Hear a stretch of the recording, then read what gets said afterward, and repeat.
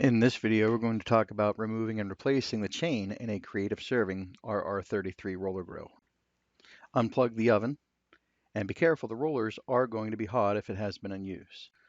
Remove the grease tray, set it aside, roll the roller grill up on one end and remove the 8 screws from the bottom of the grill.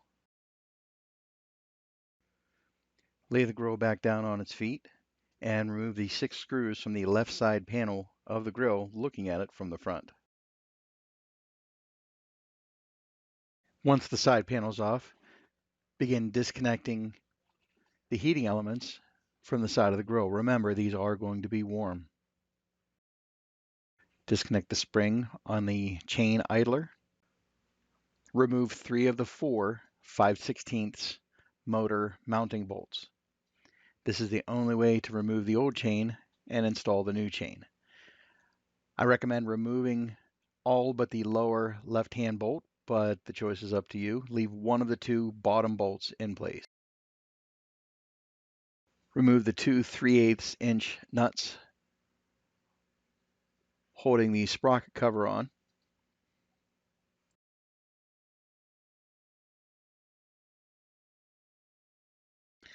And the front and back of the bank of rollers, there are rollers with bronze bushings. Go ahead and slide those out. That's going to free up your chain, make it a lot easier to get the chain off the top of the rollers.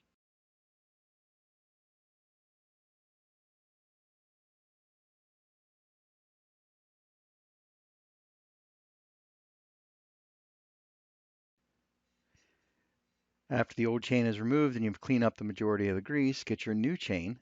Should be an S19933. Be patient, take your time, thread the chain over the top of all the rollers. After you get that in, take one of the gears with the bronze bushing in the center and kind of roll it up into position. Hook it onto the chain and roll it up into place where it belongs.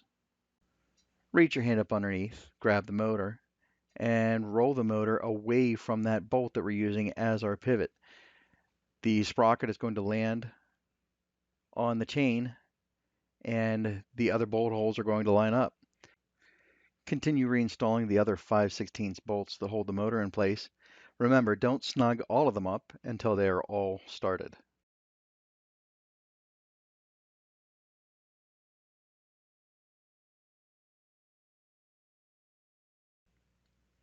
Make sure that the idler is sitting underneath the chain.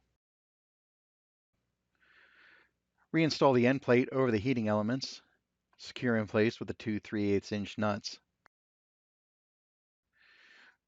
Reconnect the spring for the chain idler, then reconnect all the wiring for the heating elements.